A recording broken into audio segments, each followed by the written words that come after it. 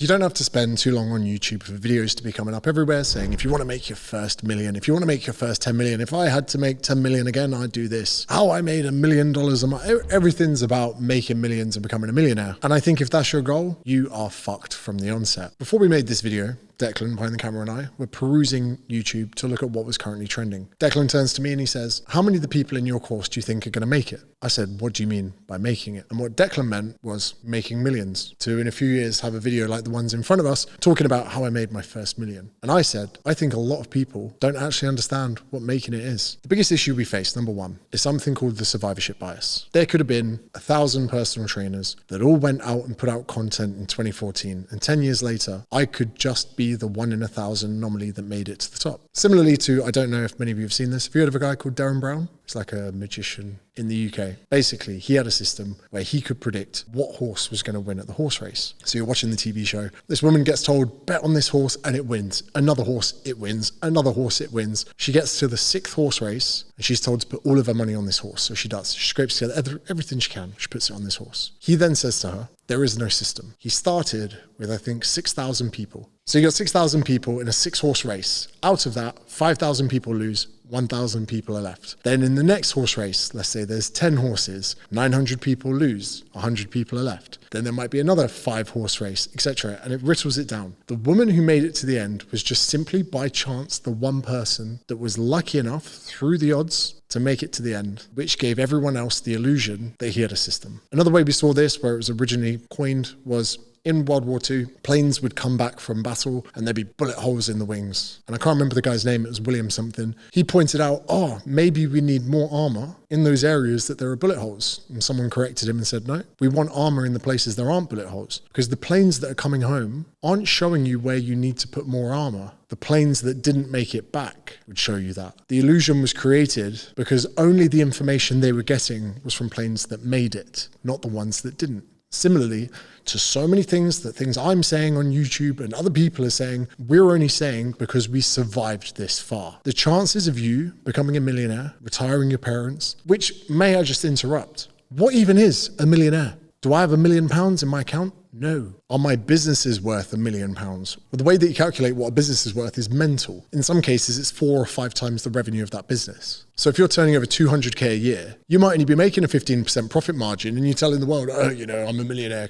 Even the term millionaire is misconstrued. So it's very difficult to listen to people online because the majority of them are just lucky. Case in point, Bill Gates. Do I like him? No, I think he's a bit of a pleb. But if Bill Gates was 3 or 4 years older, he would have gone through the education system and would have been in full-time employment when the first computer was made. If he was a little bit younger, he would have been too young to get the time away from school to use the first computer. The year that you're born is a massive predictor of your success in certain realms. For instance, I'm 12 years older than you? Fucking hell. My chance of booming on Facebook were way bigger than yours because you would have been like 2 years old when I was taking off on Facebook. However, my chances of being a successful YouTuber at 35, especially in that boom, you would have been better off because you would have been like 15. Not 15, but you know what I mean. Even the month of the year that you're born has a predictor to your sporting ability. Because for some people, there's a month between them and nearly a year of development. So much of this is luck. For me, when video content started popping off, let's say 2014, 2015, 2016, I was 27, which is a pretty good age to be. I'm old enough that people go, he's got a bit of experience, but I'm young enough that someone's not like, hey,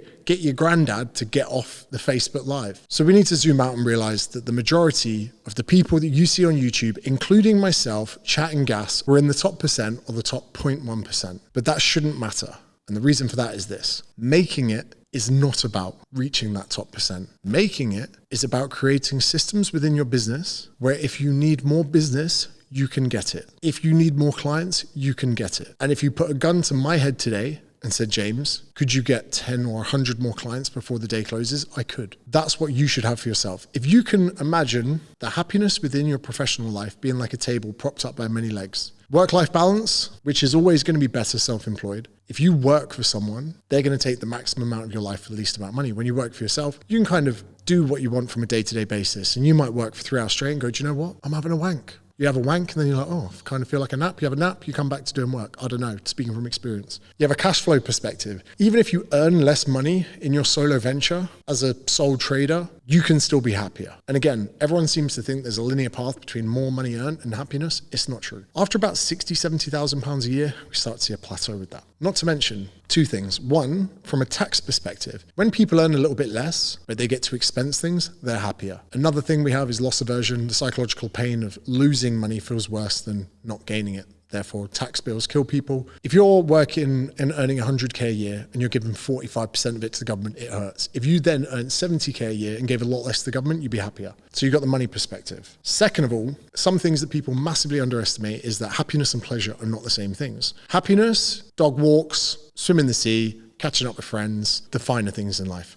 Pleasure, snorting coke, partying with your mates, going to a festival, shagging strangers, unprotected. Happiness, pleasure. You need to distinguish those because you can have a life of happiness without pleasure. Case in point, any of you that have been to Asia, Indonesia, any of those, you're like, whoa, I'm surrounded by people. This guy's only got one working flip-flop and he's happier than me. This guy lives in a hammock and he's happier than me because they have access to happiness because they've got friends, they've got their dog, they've got work, they've got meaning. They just don't have access to Gucci and business class and Dubai brunches. They can survive being happy without pleasure. But if you make the mistake that a lot of people do of mistaking happiness and pleasure, you try and fill your happiness cup with pleasure. You're like, oh, I'm not feeling great about myself, I'm going to go drinking. I'm not feeling great about myself, I'm going to go do some rails of coke. I'm not feeling great about myself, I'm going to go out and get some unprotected sex. And if you try and fill your happiness cup with pleasure, you end up with despair. The point I'm trying to make is this. So many people are in the prison of high-paying earning jobs where they can't see clearly that if they were earning 200K a year and they took a pay cut to 100K and they went from a job they hated to a job they liked, they'd be in a much better position because they're fixated on the money. However, when you earn less, you still have the equal access to happiness. You just do not have the equal access to pleasure. Like I've said before, I've had periods in my life where I've gone completely sober. And that is just a decision for me to give up some pleasure, drinking, partying, for happiness. And even those Saturday nights where I had the itch to go out when I woke up on Sunday feeling good, it was a net benefit. And if any of you have the position in your life to give up pleasure for happiness, please take it, even if it means a pay cut. And for so many of you, just to be working on that thing that you want, your passion project, your hobby, whatever it is, even if you're earning considerably less, it's just less handbags. And you might go back to economy for a few flights, but you'll be all right. Cool. So we have the financial side of things, we have the work-life balance side of things. Then we have the marketing side of things. Marketing is a game. Even right now with this video, I'm playing a game. I used to love playing games when I was younger. Everyone's like, oh, you're a good marketer, James. Is it because you did door-to-door sales for years or is it because you worked in recruitment? Truth is, it's probably because I was a gamer. I used to love playing games. Always used to love getting high scores. And have you ever noticed that some people do better in video games than they do in real life? They put more effort into their character on Grand Theft Auto than they do the character in real life. They complete games, but they never get anywhere in life. And the reason for that is objectives. So even think about this, what I do in my line of work, this video, my content, my mentorship, whatever it is, slide plug. It's not about making people millionaires. It's about giving people objectives. Because when you play a video game, when you're playing Grand Theft Auto, all you need to do is pause and an objective will come up. Go see this guy, go get that car, go do this, go rob that bank, whatever it is. In life, there are no objectives. Work hard, go to college, go to uni, get a degree, work hard. And in 50 years, retire. And if you die, give money to the government. If you buy a house, give money to the government. If you sell the house, give money to the government. Anyway, what if making it was just having a clear set of objectives to do on a daily basis? What if making it isn't about seeing 7 zeros in your bank account? It's about being able to influence that bank account whenever you want. What if making it is waking up with purpose? What if making it is just waking up and making your dreams come true instead of someone else's? There's so many of these fucking bellends online talking about making millions. Alex Hormozy, you look like one of the most miserable fucking people I've ever seen in my life. What was the guy from One Direction? Liam Payne. All the money in the world. It's such a leap to think that 7 zeros in your bank account is going to make you happy, when really, I believe, good objectives, good work-life balance,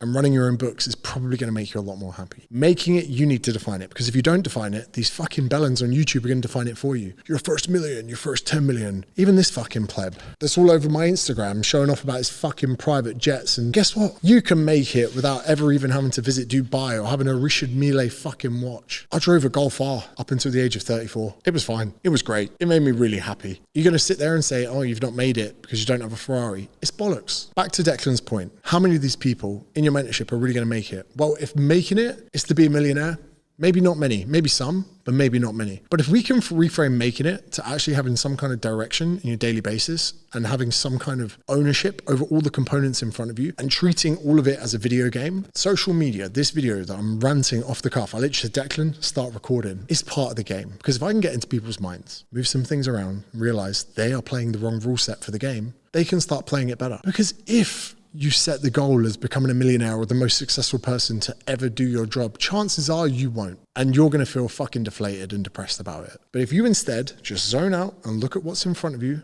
and realize what I do isn't even a business mentorship. I don't teach you that much about business because guess what? You know how to do your fucking job. If you're a fitness coach, you know how to write programs. If you're an editor, you know how to edit content. If you sell social housing, you know how to sell social housing. What you don't know is all the things in front of it. Playing the game, content creation, how to make good content, how to package it, the title and thumbnail for this video, me looking miserable in the thumbnail, how to get people's email addresses, like the links in my description that I'm always ranting, 30 days free business advice, email marketing campaigns, whether they're automated or not. I am happy. I don't sound happy, do I? Because I'm ranting, but I had to rant. If I was just here so long, you wouldn't be listening. I am happy, not because of the amount of money I make. If I'm perfectly honest with you, I get annoyed because I see a really big paycheck come in and I feel numb to it, which is what you have to look forward to. It's just continual numbness towards money that you earn. And here's the fucked up part. As that number gets bigger, you become more numb and then you start to resent yourself. I went in and said to my missus the other day, I've just taken a dividend that would have changed my life 10 years ago and I felt nothing. But anyway, these are problems to deal with further down the line. Do you know what I love? A YouTube video outperforming another YouTube video. Watching the email list grow. Having a big day of sales. It's not even the money that makes me happy. It's the fact that the game I'm playing is working. If you can redefine your vision as to what making it truly is and make it about having processes in front of you that work, then every single fucking person that applies themselves to it can be a winner, can be an outlier, can be someone that's made it. But there's just too many bellends online trying to insinuate that making it is correlated with being a millionaire. Think about it this way, right? What's minimum wage in the UK? 23,873. Cool. So let's do this for a second. 1 million divided by 23,873. Everyone is going to be a millionaire. Do you know why? Because if you work for 42 years on minimum wage, you'll earn $1 million. Quite literally, a janitor at the local school, your landscape guy, everyone's going to make $1 million. Everyone's going to be a millionaire. You happy? Some do it quicker than others. Some do it in 1 year, some do it in a month, some do it in 40 years. We're all going to the same place. What is the better objective? How soon you hit that $1 million or how enjoyable it is to get there? Stop thinking that you want to be super wealthy. If you had more people interested in your business, almost all your problems go away. You do not have an issue outside marketing. If you had more people interested in what you were doing, you'd be happier. So instead of worrying about, are you going to make it or not? Focus on the things in front of you. 4-stage sales system: brand awareness, social media, content. Make good content. Put effort into it. Thoughtful. Take people's emails. Link in the description, paid ads, organic, whatever it is. Have well-curated email marketing campaigns, have good-looking landing pages, make sales. You could never be a millionaire and still have a great life and a great business. And the quicker you fucking accept that, the more likely you are to do well, enjoy your everyday life. And actually, invertedly, kind of paradoxically, the people that focus on having a great day-to-day life are the ones that make millions. The one that focus on becoming millions, burn out and get depressed and leave early on. I never wanted to become an entrepreneur. I just wanted an easy life. I wanted to put videos to the internet and have people line up to book me in for a fucking Tuesday 2 p.m. PT session. Focus on the objectives, not the millions. If you enjoyed that, you'll love this video. Again, YouTube recommended this one and YouTube's a smart bugger. If you made it this far through the rant, probably enjoyed the other one.